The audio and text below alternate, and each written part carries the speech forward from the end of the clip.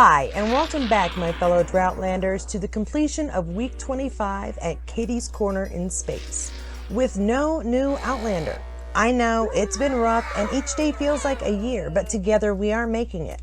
Let's face it, we're probably halfway done, if not slightly more, and it's been interesting learning a little bit about our show, our stars, and all the people who helped create such an incredible show.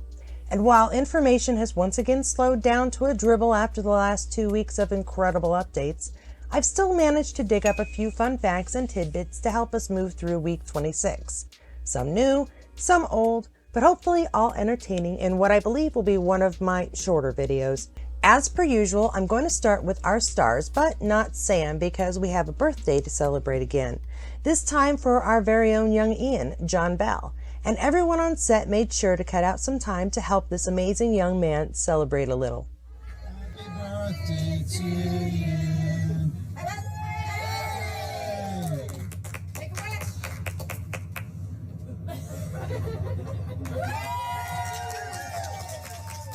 Iconic.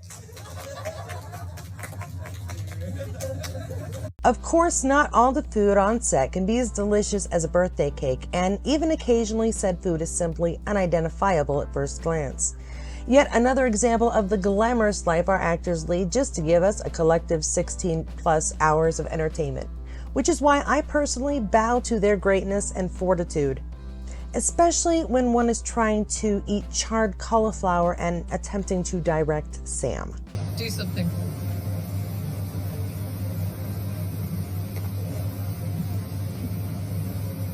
Something else.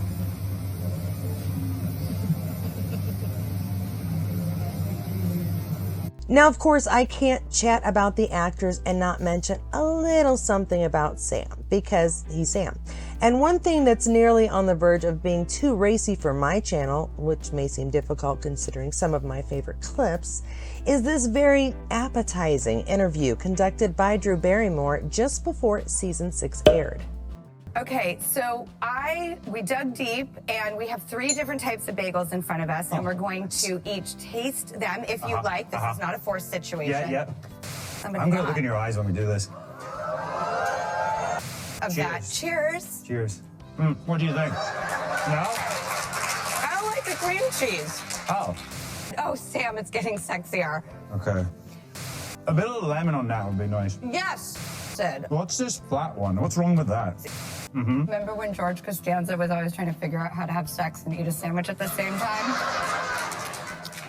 What is it about the smoked fish and schmear that's got you all hot, Sam? Yeah, I'm not sure, but This is- damn, it tastes good. Yeah. Can I do this? Can I feed you? This is a lot. Here comes the bagel. We don't have to do this. Okay, go on. Go. I mean, I know I've read it a few times and I have to agree. Could there be some chemistry there? Because I'd be all over a rom-com with these two. Of course, I've been binging rom-coms lately, so it really might just be me. But Drew is great, just slightly nervous while Sam attempts to feed her this mega bagel. Once again, I reiterate, if I ever came face to face with Sam, this would be my very succinct reaction. So props to Drew for being able to interview him coherently in any shape or form. Not only that, but actually having a little something in common, CV-wise, Batman.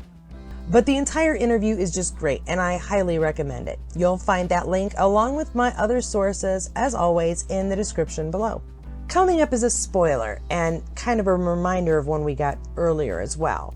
And this is the kind of spoiler coming from the original story in the book, and is at least partially confirmed.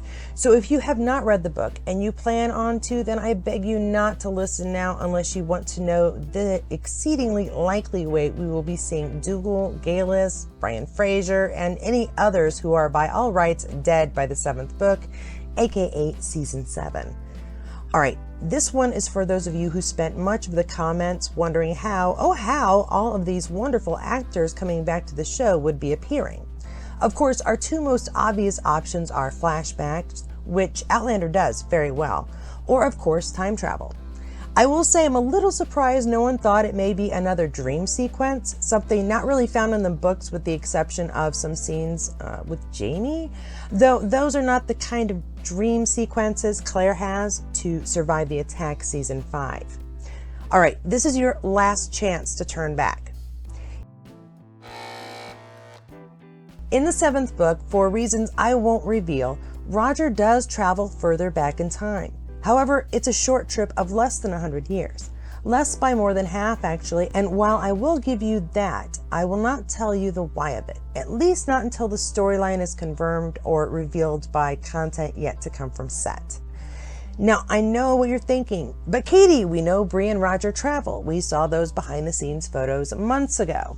And yes, you did, but those two travel to a time where more modern clothing was worn. We saw that much in the costuming. Oh, now I get it.